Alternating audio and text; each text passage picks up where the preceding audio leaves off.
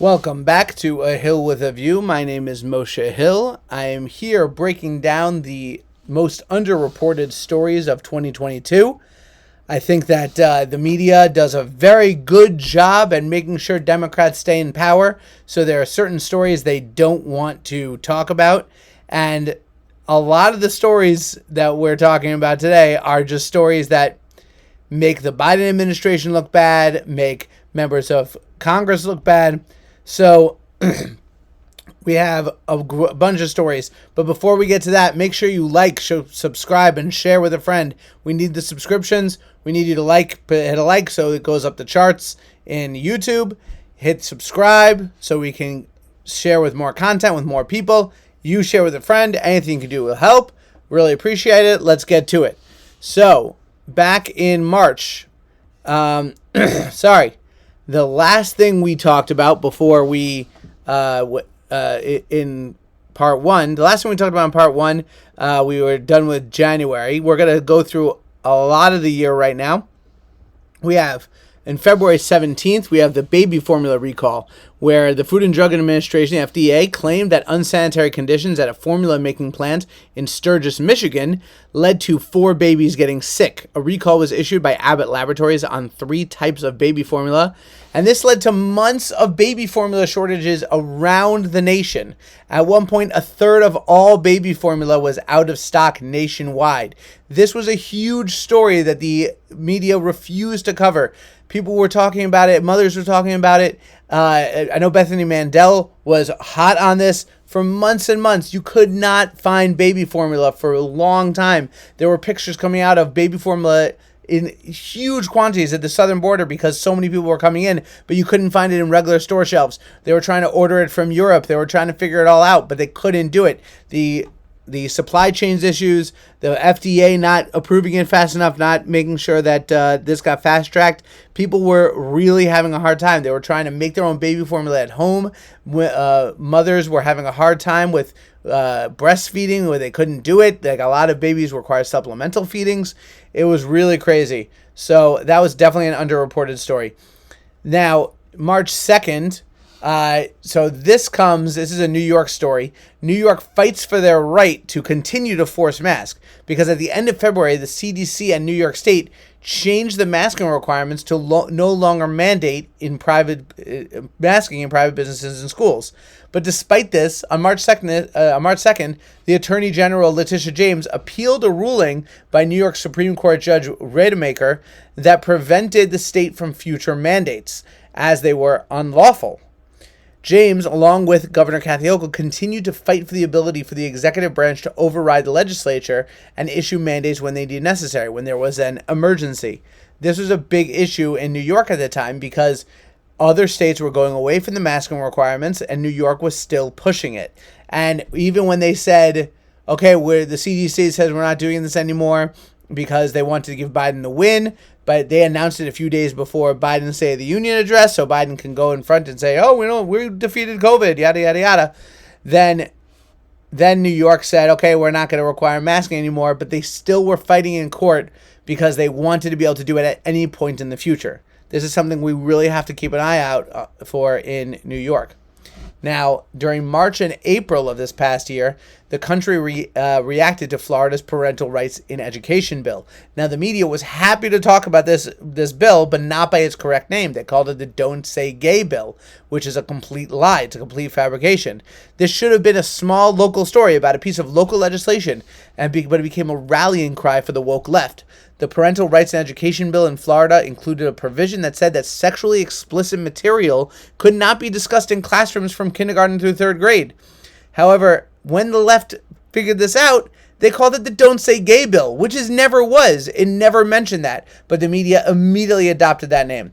This led to political figures like Mayor Eric Adams and California Governor Gavin Newsom putting up billboards, cutting commercials in Florida saying, "We say gay, yada, yada," and begging people to come back to their states.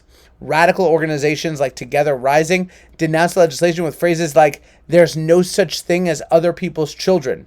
This is what we were dealing with. Florida Governor Ron DeSantis fought back against the media and the Democrats' attacks on the bill, much to the surprise of nationwide conservatives like a lot of people were shocked by this because we're so used to Republicans backing down from a fight. When Disney vowed to help repeal the legislation, DeSantis took the fight to them, working with the legislature to revoke Disney's special tax loopholes. At the same time, internal Disney videos were released by investigative journalist Chris Rufo, showcasing the company's leftward shift in their contents. If you remember correctly, this was the time when all those videos came out about their not-so-secret gay agenda, their words, how they're trying to constantly push forward to the left. How the president of Disney said, oh, they have 2 children. One was non-binary and one was trans, something like that. So this was a legitimate thing that was going on constantly, and it was being pushed back by Ron DeSantis. And they caved to the public and political pressure. People don't really like to talk about this, but Disney caved.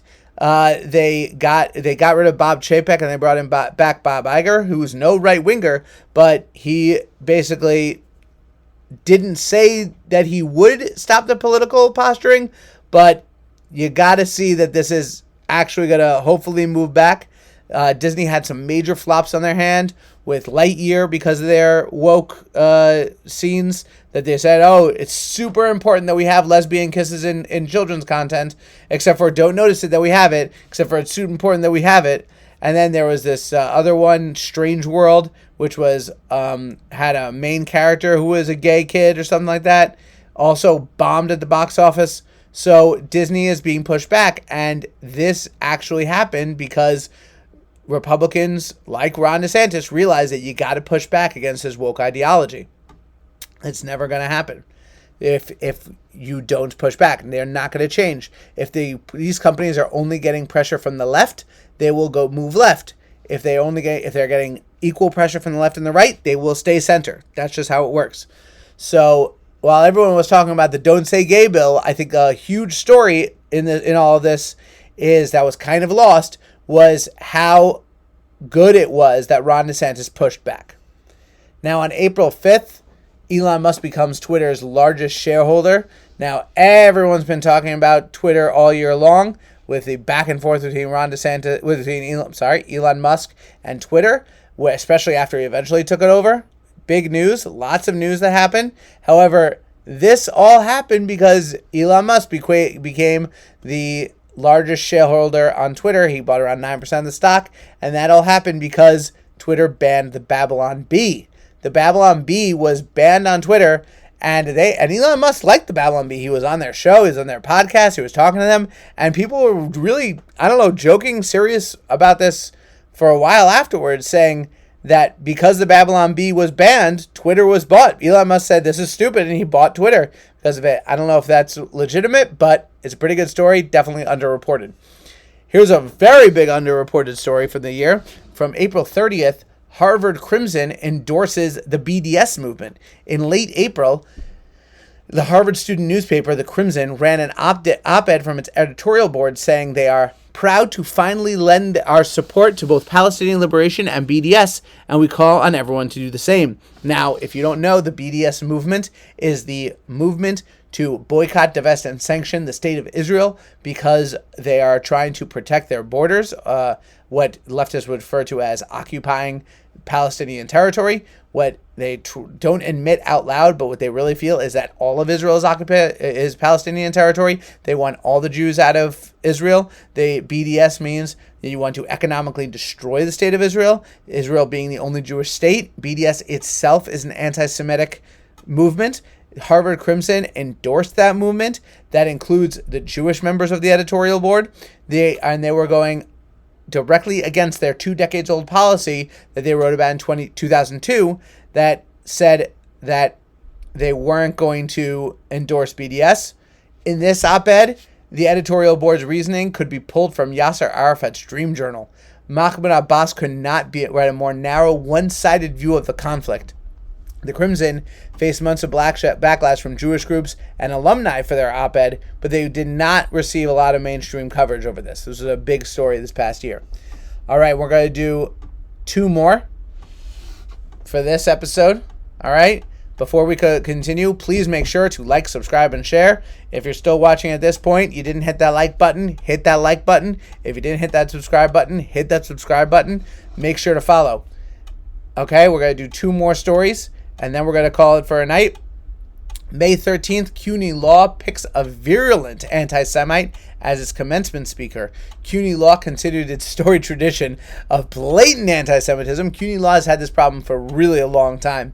When the student, and I went to CUNY, I went to Queens College, all right, and they did not have this stuff in the undergrad program when I was there. I've heard of some bad stuff after I left in Queens College, but CUNY Law has had this in a real bad for a really long time, an anti-Semitic problem.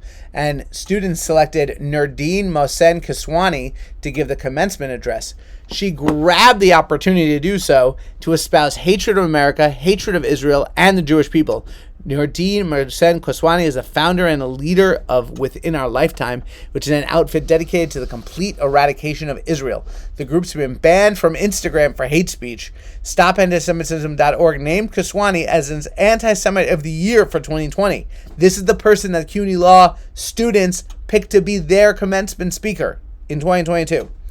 Now, Within Our Lifetime has messages like resistance and return by any means necessary, with pictures of clad people talking about Intifada. They want to kill the Jews in there. They have statements commemorating the Second Intifada from 2005, where many innocent people were killed by terrorists.